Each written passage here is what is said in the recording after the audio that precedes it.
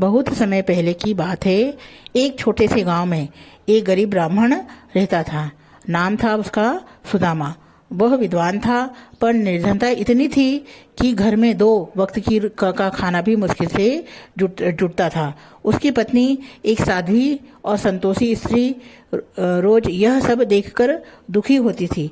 एक दिन उसने सुदामा से कहा कि स्वामी, आपके बाल्यकाल के मित्र श्री कृष्ण अब द्वारका के राजा हैं। क्यों ना आप उनसे मिलने जाए, शायद वो आपकी मदद करें। सुदामा थोड़े हिचकिचाए। मैं दोस्ती में स्वार्थ नहीं जोड़ सकता, सुदामा ने कहा। पर पत्नी ने प्रेम से समझाया, आप वहाँ कुछ मांगने नहीं जा रहे हैं, केवल मिलने जा रहे हैं।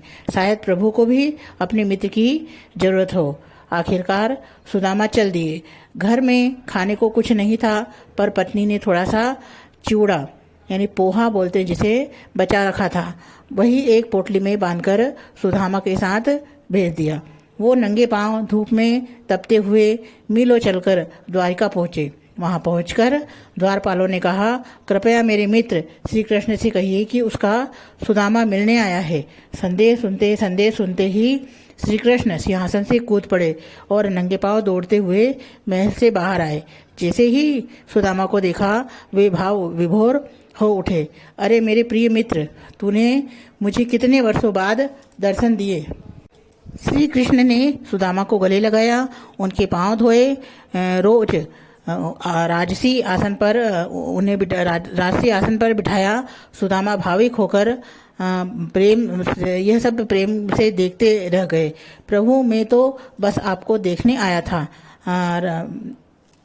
सुदामा ने कहा।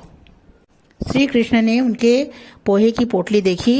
ये मेरे लिए लाए हो, सुदामा ने झिझकते हुए दी। श्री कृष्ण ने बड़े प्रेम से उसे खाया, मानो स्वर्गीय अमृत हो। सुदामा कुछ मांग नहीं सके, कुछ कहा भी नहीं, लेकिन श्री कृष्ण तो अंतर्यामी थे। उन्होंने बिना कहे ही सब जान लिया। सुदामा जब वापस अपने घर पहुंचे तो हैरान रह गए। जहां पहले टूटी फूटी झोपड़ी थी, वहां अब भव्य महल था। अंदर पत्नी रत्नों से जड़ी बैठी थी और घर में सुख समृद्धि की वर्षा हो चुकी थी। उस दिन अक्षय तृतीया थी, और जिस दिन किए गए प्रेम, भक्ति और दान का फल कभी समाप्त नहीं होता है। सुदामा का प्रेम, श्री कृष्ण की करुणा और उस दिन का पुण्य सब मिलकर एक चिरस्थायी आशीर्वाद बन गया। इस कथा का संदेश आज भी उतना ही सच्चा है। सच्ची भक्ति, निष्कलंक मित्र